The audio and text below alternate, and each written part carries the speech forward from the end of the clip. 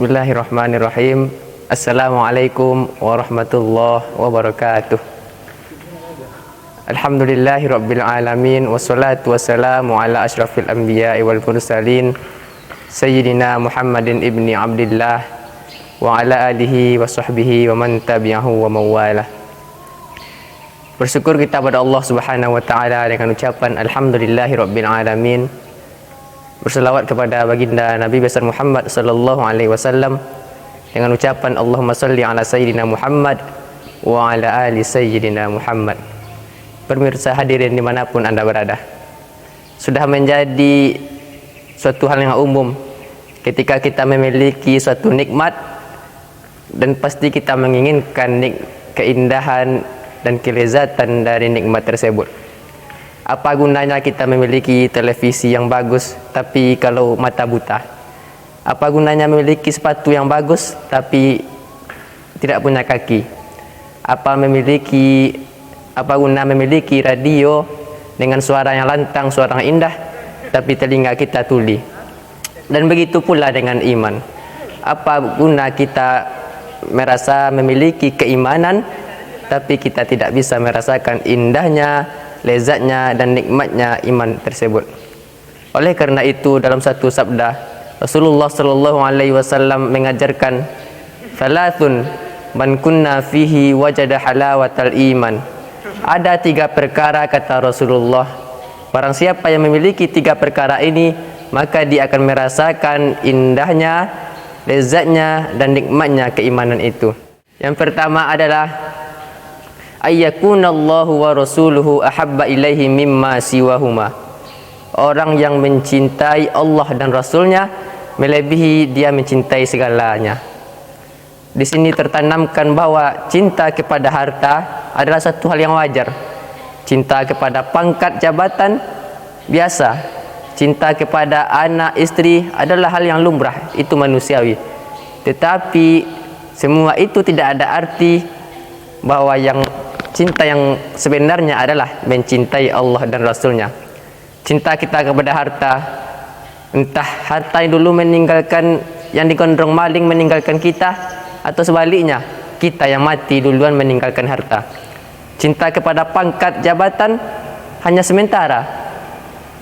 Cinta kepada anak istri kalau sudah sampai masanya semua akan hilang. Tapi cinta kepada Allah dan Rasulnya, inilah cinta yang kekal dan abadi. Oleh karena itu dalam hadis ini diajarkan bahwa dunia dan segala isinya merupakan hal yang sementara. Wa mal hayatud dunya illa la'ibun wa lahwun. Dan tidaklah ada kehidupan dunia itu kecuali permainan dan senda gurau. Oleh karena itu dalam Al-Quran diajarkan konsep bahwa bagaimana kita menjadikan Allah Subhanahu wa taala dan Rasulnya sebagai dasar mencintai dunia dan seisinya.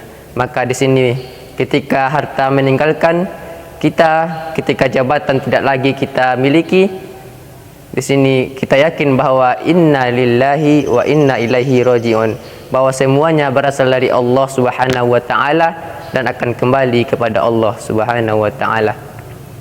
Pemirsa hadirin dimanapun Anda berada, yang kedua, orang yang akan merasakan lezatnya, indahnya dan nikmatnya keimanan tersebut adalah wa ayyuhibba abdan la yuhibbuhu illa lillah. Dan dua orang yang saling mencintai hanya karena Allah Subhanahu wa taala.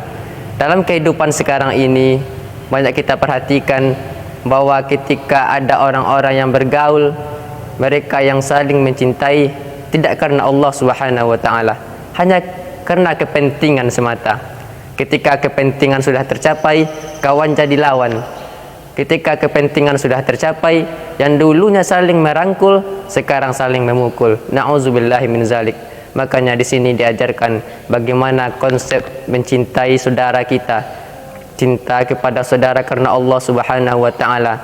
Baik itu ada kepentingan atau tidak, kita tetap mencintai saudara kita. Pemirsa hadirin dimanapun Anda berada. Tapi banyak pada zaman sekarang ini, di mana situasi keadaan negara politik yang membuat semuanya telah berubah, di mana orang menjadikan kepentingan adalah tujuan pokok utama. Ketika kepentingan tercapai, mereka yang dulunya berkawan, mereka dulunya bersahabat, ketika kepentingan tercapai mereka malah bermusuhan. Di sini diajarkan bagaimana ketika kita berharap pada Allah Subhanahu wa taala dengan saling mencintai sesama saudara karena Allah Subhanahu wa taala, dan disinilah akan datang naungan Allah Subhanahu wa taala. Dan di padang mahsyar nantinya tidak ada naungan lagi kecuali naungan Allah, yaitu diantaranya adalah orang saling berkasih sayang karena Allah Subhanahu wa taala. Yang ketiga, orang yang akan merasakan indahnya, lezatnya nikmat iman adalah wa ayyakrahu ayyauda fil kufri kama yakrahu ayyauda.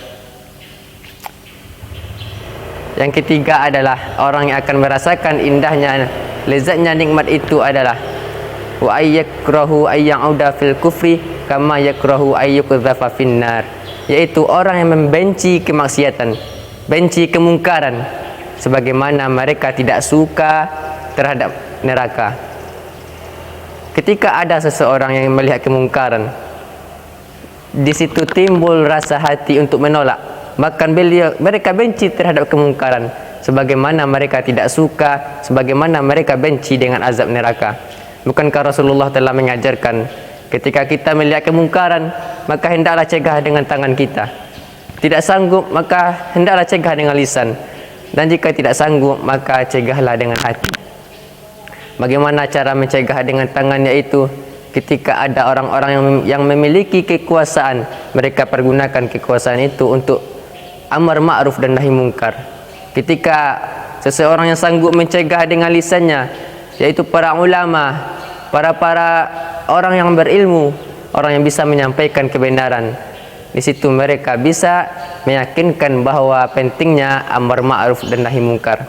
Dan kita sebagai rakyat biasa yang tidak memiliki kekuasaan, tidak mampu berbicara, maka setidaknya ada rasa hati untuk menolak kemungkaran itu, dan itulah selemah-lemah iman. Demikianlah pemirsa hadirin dimanapun anda berada, dalam kultum yang singkat ini, dengan dapat kita ambil intisari bahwa ketika kita memiliki keimanan yang Allah kasih kepada kita, maka usahakanlah nikmat itu memang kita rasakan kelezatan dan keindahannya. Yang pertama adalah kita mencintai Allah Subhanahu wa taala dan Rasulnya melebihi cinta kita kepada dunia dan seisinya. Pernah ada suatu kisah dalam perang Tabuk, Rasulullah bertanya kepada para sahabat, siapa yang akan dengan keikhlasan mencoba menginfakkan hartanya untuk jalan Allah? Kemudian datang Abu Bakar, ya Rasulullah, aku serahkan seluruh hartaku demi untuk menegakkan syariat agama Allah Subhanahu wa taala. Lantas Rasulullah bertanya, ya Abu Bakar, hal tarakta syai'an li ahlika? Apa yang telah kamu tinggalkan untuk keluargamu? Abu Bakar menjawab, na'am, taraktu lahumullahu wa rasuluh. Aku tinggalkan kepada mereka Allah dan Rasulnya. Disinilah apabila sudah tertancap kuat dalam hati cinta kepada Allah dan Rasulnya, dunia dan seisinya tidak ada arti lagi. Yang kedua adalah seseorang yang mencintai hamba hanya karena Allah Subhanahu wa taala. Mereka taat mereka menjalin hubungan karena ketaatan kepada Allah Subhanahu wa taala, dan mereka memutuskan hubungan demi mencegah bermaksiat kepada Allah Subhanahu wa taala. Yang terakhir adalah bagaimana kita membenci kemaksiatan, membenci kemungkaran, sebagaimana kita tidak suka masuk ke dalam api neraka. Mungkin hanya ini yang dapat saya sampaikan, semoga bermanfaat. Saya Adrami Alwi, mahasiswa Usuluddin angkatan 20, mengucapkan terima kasih banyak. Mohon maaf atas segala kesalahan. Billahi taufiq wal hidayah. Wassalamualaikum warahmatullahi wabarakatuh.